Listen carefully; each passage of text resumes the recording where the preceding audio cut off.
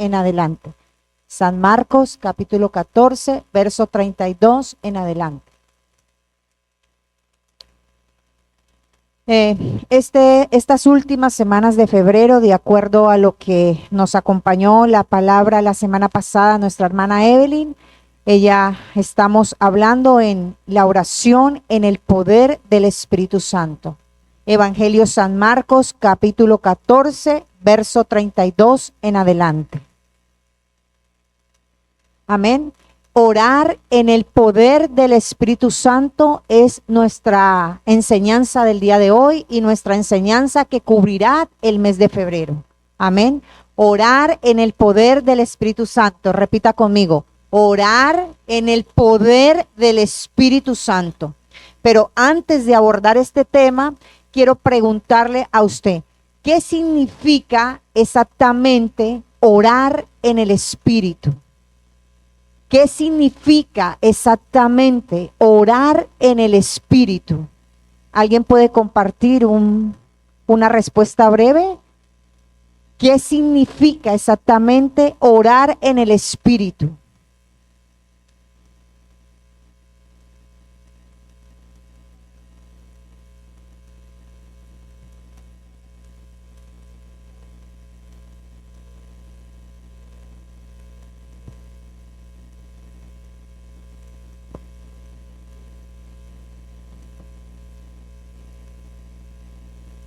Amén, gloria a Dios.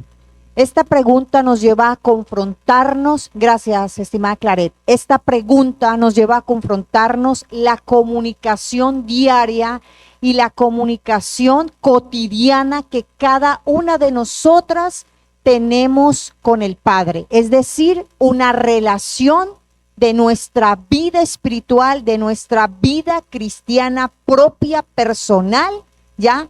Que no puede estar dilatada. Es una relación y es una comunión constante que se debe y que debemos tener frente a nuestro Padre Celestial. Amén. Orar en el Espíritu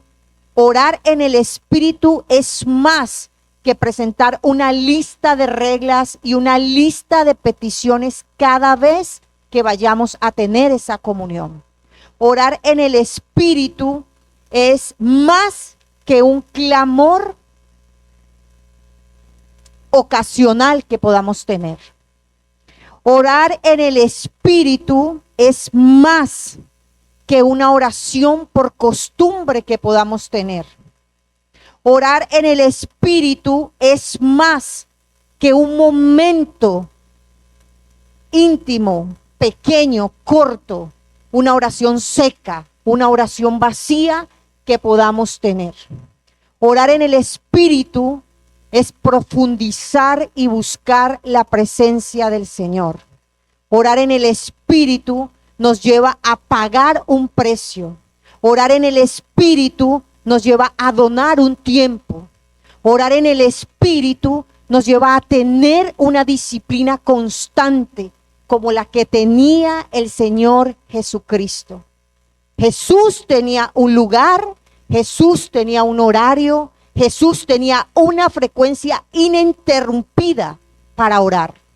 Orar en el poder del Espíritu Santo significa ser guiado, significa tener dirección, y orar en el poder del Espíritu Santo significa acogerme, allanarme, acercarme a la voluntad de Dios.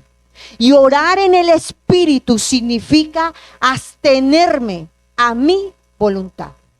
Es decir, que mi súplica, que mi ruego, que mi llanto, que mi oración no debería depender de mi voluntad, sino que orar en el Espíritu es depender y ser formados y ser revestidos a aceptar la voluntad de Dios. Eso comprende orar en el Espíritu Santo. Eso comprende el poder del orar en el Espíritu Santo. La Biblia habla de muchos siervos, pero vamos a hablar del Hijo de Dios. Hoy vamos a hablar del Hijo de Dios, del Señor Jesucristo. Él tuvo muchas oraciones. pero voy a mencionar una oración que a mí me encanta. Voy a mencionar una oración que para mí es ferviente y voy a mencionar una oración que es hermosa. Y está, Jesús ora en Getsemaní. Lea conmigo el 32. Vinieron pues a un lugar que se llama Getsemaní y dijo a sus discípulos: sentaos aquí, entre tanto que yo oro. Sentados aquí. O sea, Jesús le dio la calidad a ciertos discípulos. Jesús le dio la calidad a ciertos amigos a invitarlos a orar. Eran 12 discípulos escogidos y señalados por el maestro. Pero Jesús le dio la calidad a 3 de ellos. Jesús no los llamó a todos a orar, aunque todos eran sus amigos, aunque todos comían con él, aunque todos recibieron un llamado, todos no estaban preparados para orar con el maestro. Todos no estaban preparados en ese momento para ser guiados y para ver lo que Jesús les quería mostrar en aquel momento tan emocional, tan sentimental, tan humano y tan divino que iba a conceder ahí a través del Espíritu Santo. No todas las personas que se encuentran a nuestro alrededor están preparadas y no deben de estar preparadas para caminar con nosotros. No todos están preparados para caminar al mismo paso de nosotros.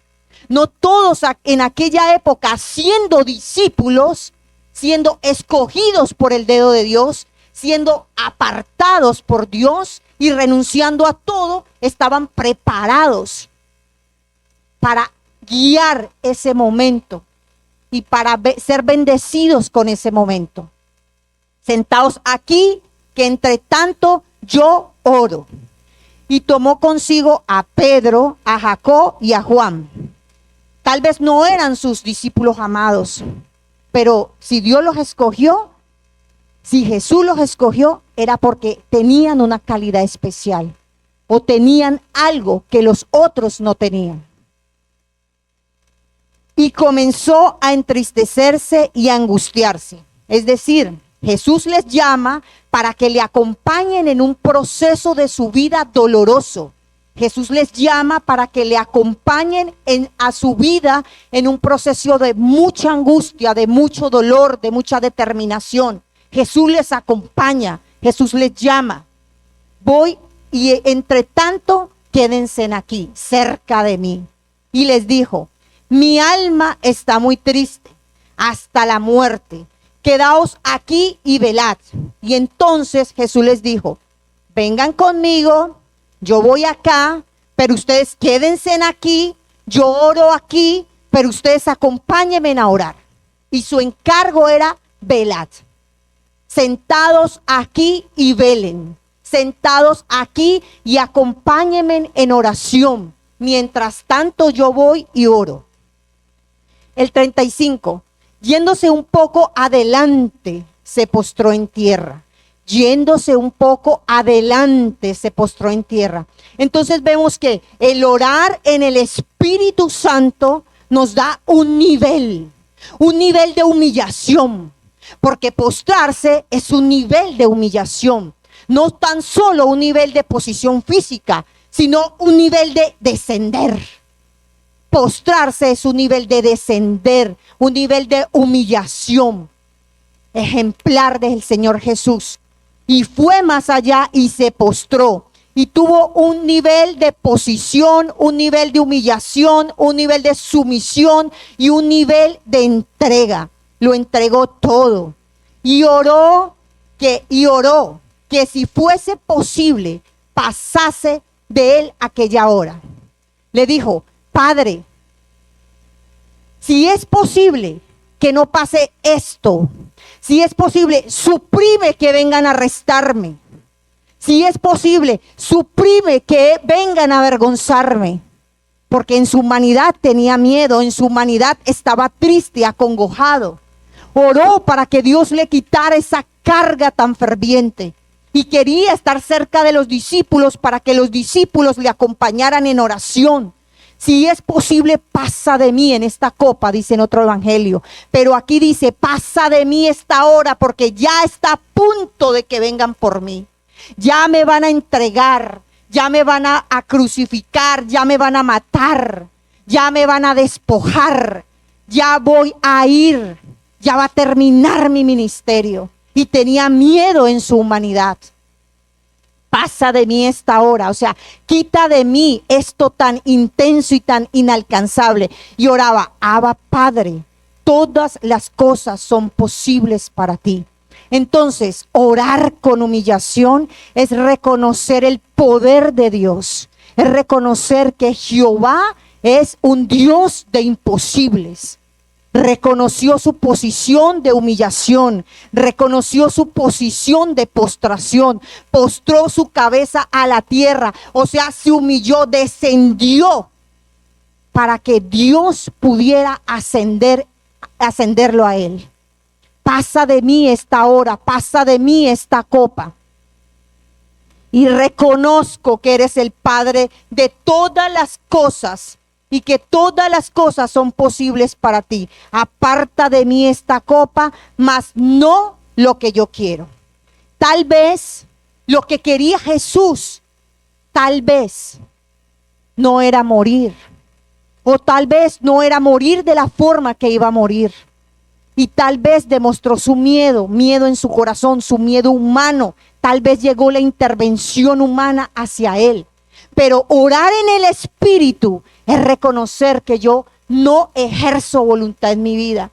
Que cuando llegamos a los pies de Cristo y al camino del Señor, ya dejamos nuestra voluntad aparte. Entregamos tu voluntad, entregamos mi voluntad a Dios.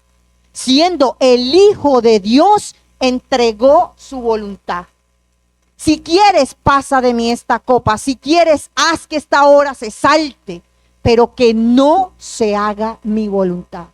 Y orar en el Espíritu Santo no es, como decíamos al inicio, iniciar con una serie de reglas, iniciar con una serie de requisitos, iniciar con una serie de peticiones, iniciar con una serie de cosas que queremos negociar con Dios.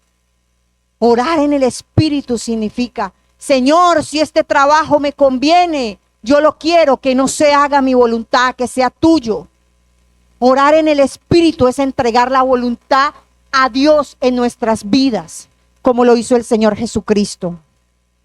Y vino luego Jesucristo y los halló durmiendo y le dijo a Pedro, Simón, ¿duermes? ¿No has podido velar una hora? ¿Tú duermes? ¿No has podido acompañarme una hora?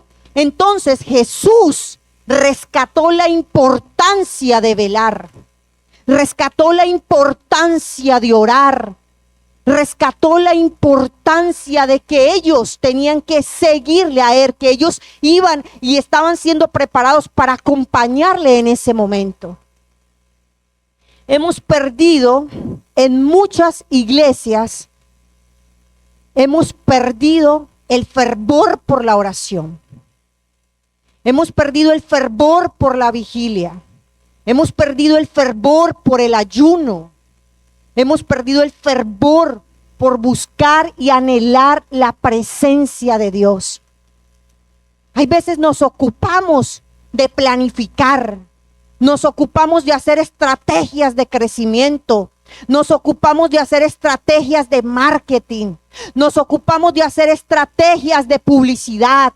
Nos ocupamos de hacer estrategias y estrategias y estrategias para hacer plantación, para crecer. Nos ocupamos, hay veces, de la parte XX, que no está mal, porque el orden es de Dios. Que no es contrario, porque el orden es de Dios. Pero sin la oración, sin velar, ningún ministerio podrá crecer. Sin la oración y sin velar, ningún cuerpo de iglesia podrá ensancharse. Sin oración y sin velar y sin hacer un cuidado, nada podrá triunfar. Ningún ministerio podría triunfar. Así existan recursos. Así haya lo que haya. La oración es lo primordial que debe existir en una iglesia de Dios. La oración es la cobertura de la iglesia. La oración es la cobertura de los líderes. La oración es la cobertura del pueblo de Dios. La oración es la cobertura de la casa pastoral. La oración es la cobertura de nuestros hijos. Y cuando nosotros como cristianos, como hijos de Dios, entendamos la dimensión espiritual que existe en orar, podemos ser bendecidos. Si nosotros construimos una forma de orar y de cercar nuestras casas, porque el enemigo no duerme. El enemigo está atento a cómo entrar a tu vida, a tu casa, a nuestro esposo, a nuestro matrimonio, a nuestro negocio, a nuestro ministerio, a nuestra salud. Y pare de contar puntos suspensivos. Pero nosotros estamos distraídos. Los discípulos estaban distraídos porque ellos priorizaron el sueño, porque ellos priorizaron el dormir. Ellos priorizaron el dormir y abandonaron, aún siendo ahí estrechos, tenían una estrecha comunión con Dios, una estrecha relación con Dios. Aún no estaban preparados porque los llevó a orar y durmieron. Los llevó a santificarse y a velar y durmieron porque no habían entendido la forma en que Jesús les dijo: los voy a llevar a orar en el Espíritu. Les voy a compartir mi carga. Mi carga es la tristeza, mi carga es el miedo, mi carga es el dolor. Viene la muerte, me van a arrestar, me van a vender, me van a vituperar, voy a ser crucificado. Y los necesito para que me acompañen en oración. No me dejen solo. Pero ellos no priorizaron el velar. Como muchos de nosotros no priorizamos el orar, no le llamemos velar, el orar. Como muchos de nosotros perdemos ese tiempo y no escatimamos ese tiempo con valor. Tal vez le menospreciamos, tal vez priorizamos otros tiempos. Y eso nos hace que hagamos clamores ocasionales. Nos hace que hagamos oraciones vacías, oraciones repetidas, oraciones que no lleguen al corazón de Dios.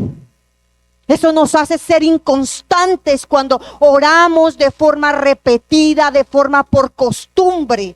Y cuando no vemos la respuesta, es que llevo orando 3 días y no pasa nada. Entonces ahí me desconecto de la oración. Me desconecto, tengo una inconsistencia. No creo en el poder de Dios, no ejerzo esa fe que Dios me ha dado tan fundamental para poder seguir adelante.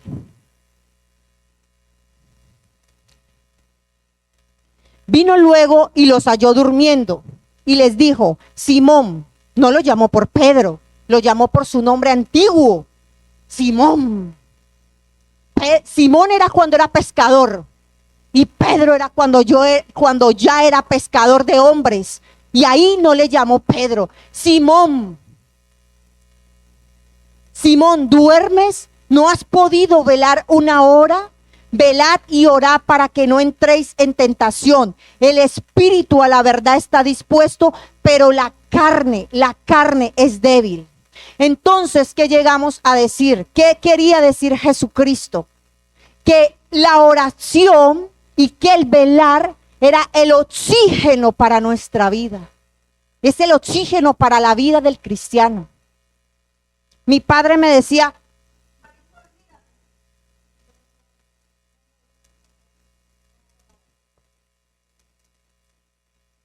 y no había orado. Y mi papá me decía: yo conozco cuando ora. Y otra vez se fue y oró diciendo las mismas palabras. Y al volver otra vez los halló durmiendo, porque los ojos de ellos estaban cargados de sueño, porque en los ojos de ellos había un velo espiritual, había una fortaleza, había un yugo. Parecía que eran libres porque eran cristianos. Parecía que no tenían, que tenían libertad, pero no tenían libertad. Porque el hecho que leyeran las escrituras y el hecho que hablaran con el maestro, no tenían libertad. Estaban siendo velados, sus ojos estaban cargados de sueño y eran sus ojos espirituales que no permitía que levantaran su cabeza, porque eran las fortalezas que los estaban derribando y estaban derribando su vida espiritual. Y no sabían, ellos estaban cargados y no sabían qué responderle. Dormí, no dormí, perdí el tiempo, no lo perdí, o sea, totalmente inestables, desubicados, en shock total. Vino la tercera vez y les dijo: dormí ya, descansad, basta, la hora ha venido. He aquí, el Hijo del Hombre es entregado en mano de los pecadores. Levantaos y vámonos aquí, que se acerca mi entrega. Entonces, ¿qué les quiso decir el Señor Jesucristo? Que Él en Getsemaní creó un lugar para orar. Que en Getsemaní creó una posición para orar. Que en Getsemaní creó una relación con su Padre para orar. Que en Getsemaní creó un vínculo y una comunión directa con su Padre. Que en Getsemaní creó un tiempo para orar. Y no era un tiempo al atardecer, no era un tiempo cómodo, era un tiempo al amanecer. O sea que era un tiempo incómodo. Creó una relación. Tuvo un encuentro humano y un encuentro divino, porque era el propósito y el plan de Dios. En Getsemaní creó un lugar para entregarlo todo. Ahí lo entregó todo. Ahí se despojó de su parte humana. Ahí agradeció, ahí alabó, ahí adoró. Ahí el Espíritu Santo le dio guía, le dio dirección, le dio sabiduría, le dio discernimiento. Y ahí pudo aceptar la profunda voluntad del Padre Celestial, que vino a ser introducido a la tierra para morir y ser crucificado y resucitar al tercer día. Y eso era irrevocable. Aunque al Padre le dolía y aunque al Hijo le dolía, era irrevocable. Nació para morir, nació para dar la vida. Y fue ejemplo para nosotros. Y nos deja una guía de comunión en medio de su agonía, en medio de su aplastamiento. Porque cuando uno ora, te aplastas en el ego.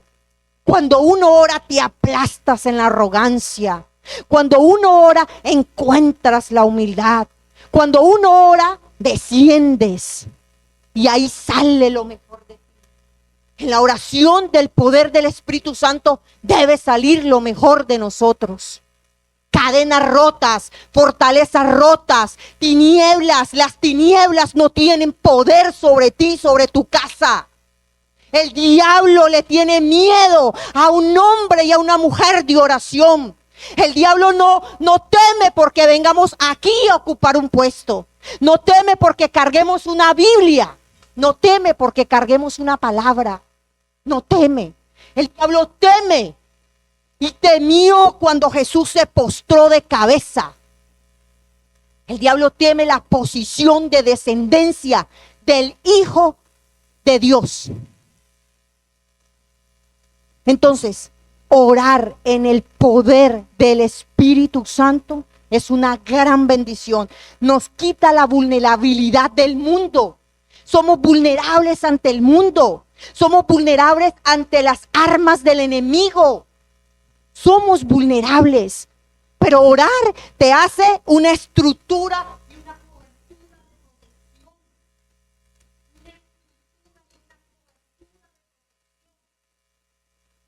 Ayer casualmente estacioné mi carro ahí en una esquina, pero no estaba en mal condición. Y un señor me dice: señora, ¿dónde procede? Y yo entro y pensé, dije,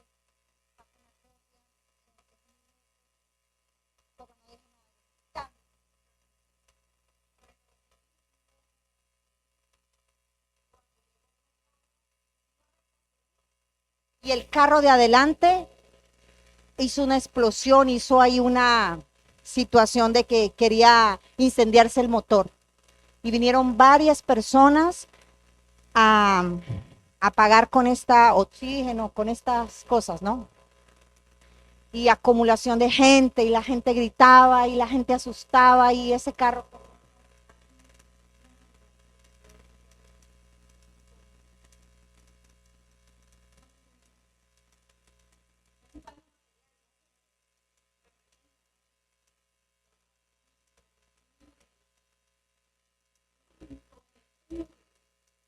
Y me ama. Yo siento el amor de Dios latente en mi vida. Yo lo siento cuando camino. Yo lo siento cuando respiro. Yo lo siento en mis poros. Yo lo siento el amor de Dios. En grandes y en insignificancias y en pruebas y en desafíos y en procesos y en cosas lo siento. Entonces esto le indico, iglesia de Dios, para que vea que la oración no debe de ser menospreciada. La oración debe ser un vínculo importante en nuestras vidas cotidianas. Es un lazo extremo que rompe fortalezas, que rompe tinieblas, que destruye opresiones, que destruye cargas, que guarda, que protege.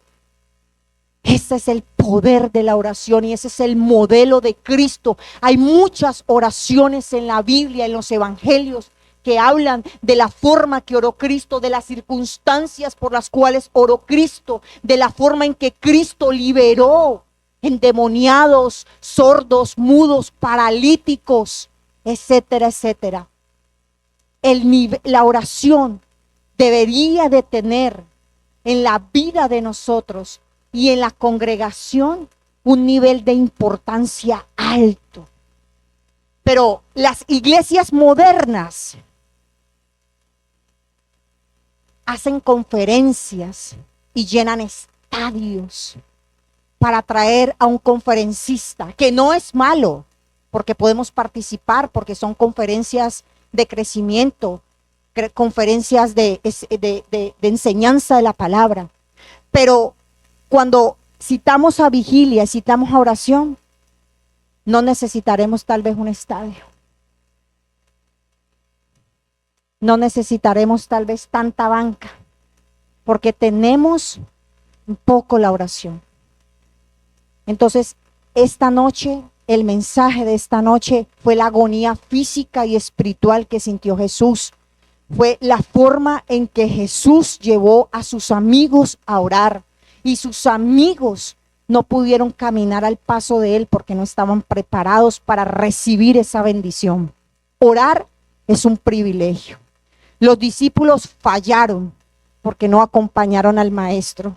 Y yo le invito a usted a que nosotros no fallemos, a acompañar a los que nos necesitan en oración, que son los de nuestra casa, los de nuestra familia, los que están por delante, y etcétera, y etcétera, y etcétera.